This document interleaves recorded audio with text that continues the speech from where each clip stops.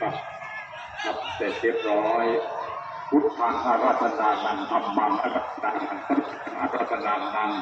พุทธังประสิทธิธรรมังประสิทธิสังฆังประสิทธิขอให้ลูกหลานของหลวงพ่อเปิ่นศิษยานุศิษย์ทุกคนนั้นประสบความสำเร็จที่สิ่งหนึ่งประการใดขอให้สำเร็จตั้งแต่บัดนี้เป็นต้นไปด้วยเถิดครับ